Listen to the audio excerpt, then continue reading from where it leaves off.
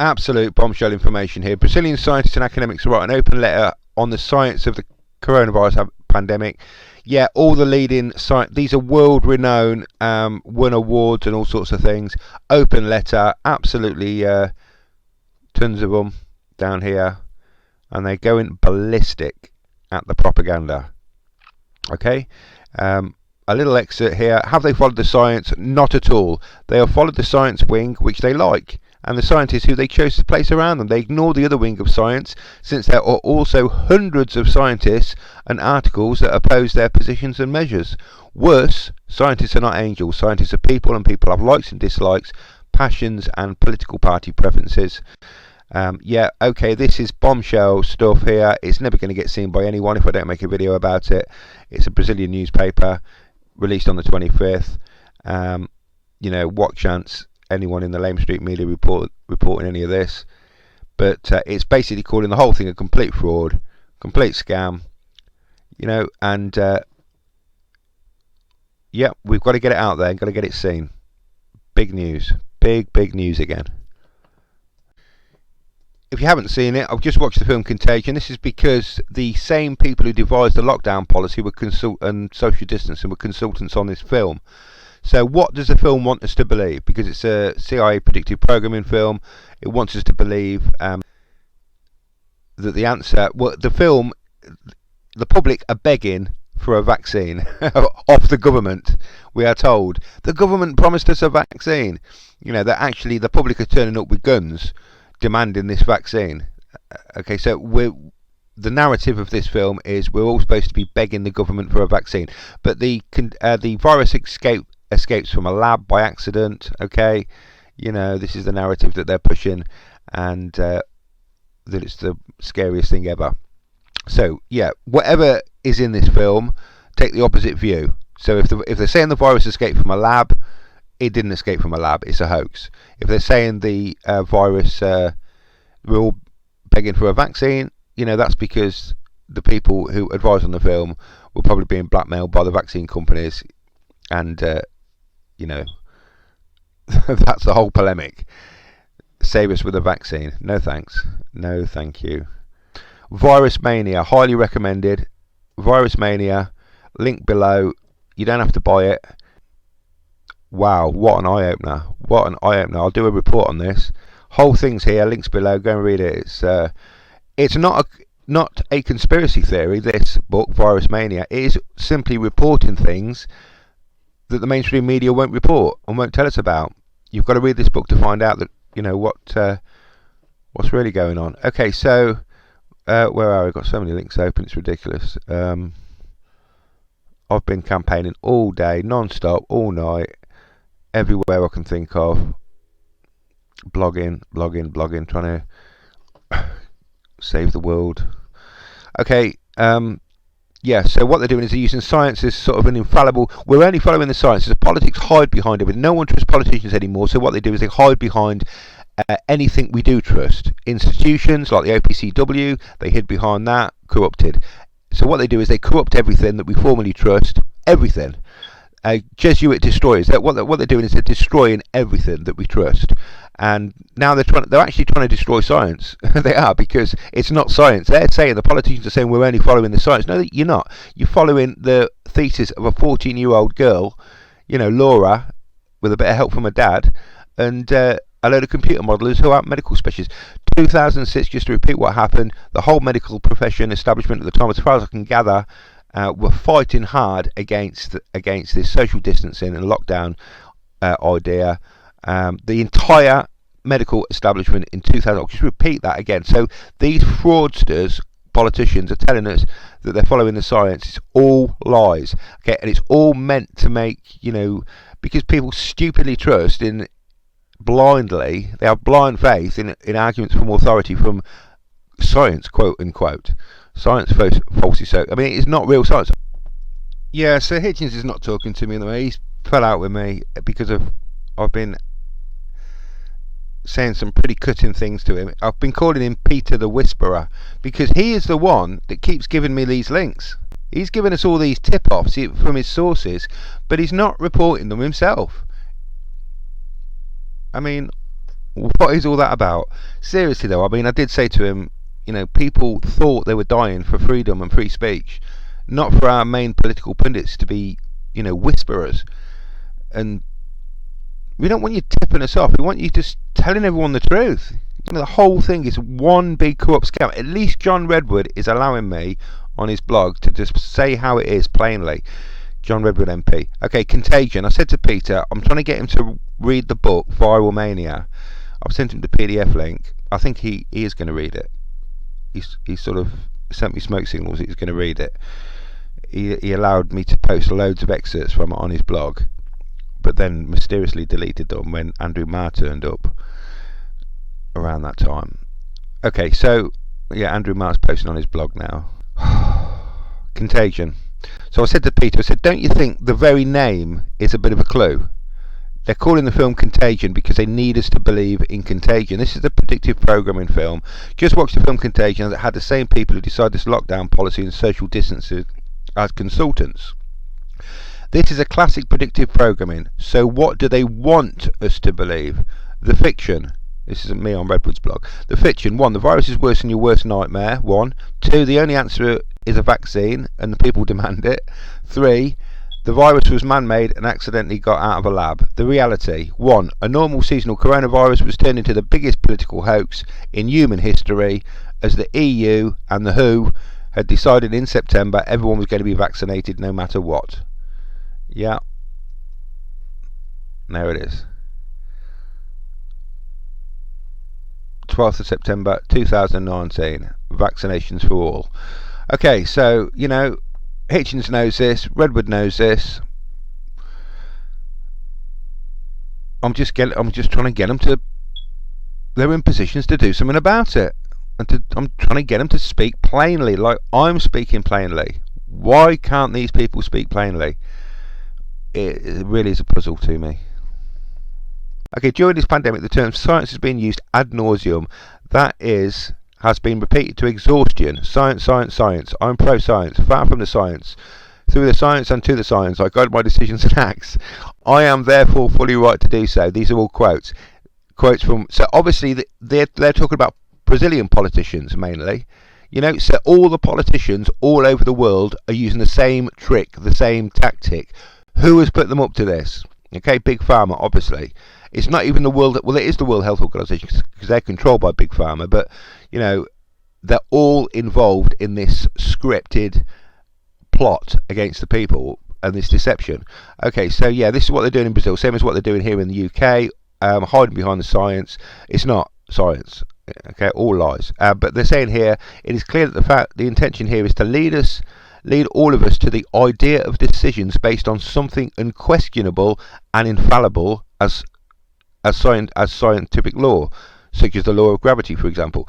Okay, so yeah, we're going back to this medieval tyranny of infallibility. This is what they want. They want the Roman sort of the papal infallibility back. If in those days everybody trusted the Pope, what he said was infallible. Now the new popes are these modelers and professors who tell us who make false prophecies. And the Pope loves them. The Pope loves them. The Pope and the false prophet. Groups of science experts or famous YouTube scientists, many of them still beginners in science, some of them with minimal or no experience in fighting pandemics, are selected by the establishment and the media to give scientific aura to the lockdown and the combination of Yeah, I'm going to mention this hydrochlorine a bit more because, in fact, I'm going to put a video after this because as an ineffective drug, worse as a deadly poison. Yeah, okay, apparently you can overdose on it, but you can overdose on just about, a lot of things. So that's not really a good enough excuse to not give it people. These are anti-malaria drugs. Malaria is not a virus, yeah? The anti-poison drugs work on this virus. The antiviral drugs don't work. The anti-poison drugs work. Okay, so there's a major hint there that we may not actually be dealing with. Malaria is caused by an insect. It's not a virus.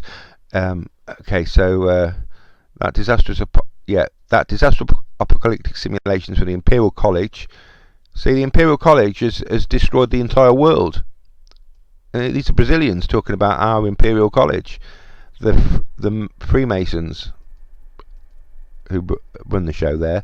This pompous name that brings us to the idea of a centre of excellence of infallible, omnipotent and unquestionable knowledge and college of the empire are being used to place everyone at home and then to compare data as being the absolute reference of the truth. We did something and as a result we reduced those many deaths, therefore blessed be the science. Yeah, so that, these are scientists saying this about scientists, but what kind of science is that to which we are appealing, and who in the name of this science, and they keep on putting science in quotes because obviously it's not science, would be allowed to speak? Science, I know that there are controversies of scientists even debate on its meaning, the dispassionate search for the truth about the universe and life, but ironically we seek truths and we don't even know what those truths would be like or where they would be found. For this reason, sometimes ironically, even when scientists find a truth that is indeed true, yet they doubt that they have found it, we literally zigzag in the dark searching for solutions to our problems. Therefore, we sometimes say that eating eggs is bad, it increases cholesterol, and sometimes eggs are good, eat as many as you like, eat at ease. Okay, so basically saying science can be contradictory. This is the first time I've read it. Rarely there are situations in which we reach consensus in science, even okay, so very important. So you can't just say science is infallible anyway. You can't, as these politician frauds are, you can't say we are following the science because, the first point they're trying to make here is science is by its nature contradictory. There's never an infallible consensus. There isn't with viral contagion. Like I say, I'm reading this book at the moment, absolutely mind-blowing information in there. They are saying that the exosomes are basically viruses. I mean, I've watched and listened to videos of virologists over the last few weeks, and they are saying that in a reductionist sense, a virus, what you're looking at, COVID-19, is an exosome. The exosome is the package in which the viral contaminant is put. But what they don't know what that is. They don't know if it's poison. They don't know if it's a body excretion. They're building assumptions onto an exosome. They said, oh, it's not just an exosome. It is also a virus and then they build a load of assumptions onto it that aren't properly testable. It's not real science. They might be right. They might be wrong. But it's not real science. Very other situations in which consensus in science, even a monetary consensus, some defend the Big Bang theory of evolution, others, including myself, are sceptical of them. Okay, so this guy's saying he doesn't believe in the Big Bang or the theory, and he's sceptical of the theory of evolution. Some defend with data and papers the central role of men in global warming, others defend with the same data and papers that human activity is irrelevant. Scientists are human beings, therefore skeptics and inquirers who can never and should never speak for themselves, like all scientists have the right to be, but never a scientist or a group of them can declare to be authorised to speak in the name of science. Very important point. Okay, I'm glad they're finally speaking out. You can't have one load of I don't need to repeat what you said. Absolutely nobody's allowed to speak for science or declare that he has been guided by science. This is what they're all saying here in the UK. Obviously, the politicians in Brazil are saying exactly the same thing. Who has put them up to this? There is a global, central, controlling scriptwriter here that has got all the politicians in the world trying the same trick. In times of pandemic, this impossibility is even greater as we face an unknown enemy. Data is still being collected and research is being performed and published by scientists divided the world was a political party and preferences. Whoever said he acted in the name of science dishonestly usurped science's prestige. For what type of science is this? Unanimous and consensual that no one has ever heard of. Could someone give me its address so I can confirm its consent, its phone, email and WhatsApp? As for hydroxychloroquine, the inevitable scientific clash between thesis is clear when renowned scientists from around the world in Brazil, such as virologist Paulo Zanotto with 7,400 scientific citations and a doctor with 148,000 citations, defend its use based on studies and articles, whereas other scientists also renowned and based in the same or other studies and articles condemn it.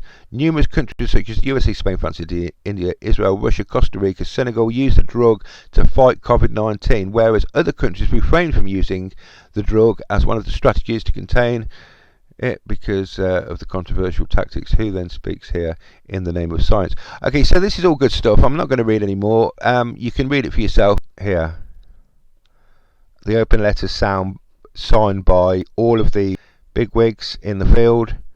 But the political class are, it's not the WHO, because the WHO, well, it is a WHO, obviously, but the political class are pushing it to the extreme. For example, on the WHO website, the social distancing advice is 1 metre. So why is it 2 metres in the UK? Because they're trying to destroy everything. They're trying to destroy the pubs.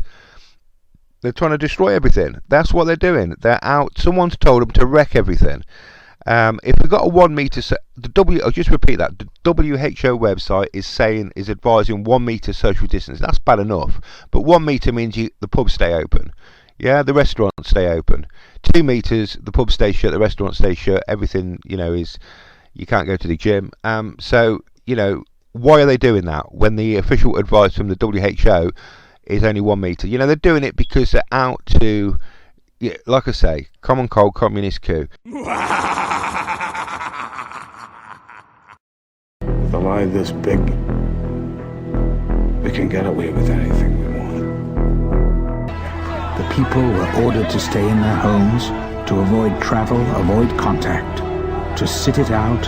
We want to put 12 million people under lock and key. Containment is our absolute priority. We must implement martial law now. Keep the people off the streets while we secure the blockade and set up medical stations. It's all very well packing people into their homes like so many million sardines, but you drop a killer virus into that mix, and this town is going to go tits up in no short order. And once you start stacking bodies in the streets, there'll be panic, public disorder, looting, rape, murder, and that's just for starters. The death toll will be unimaginable, and by that time, there'll be absolutely fuck all we can do about it.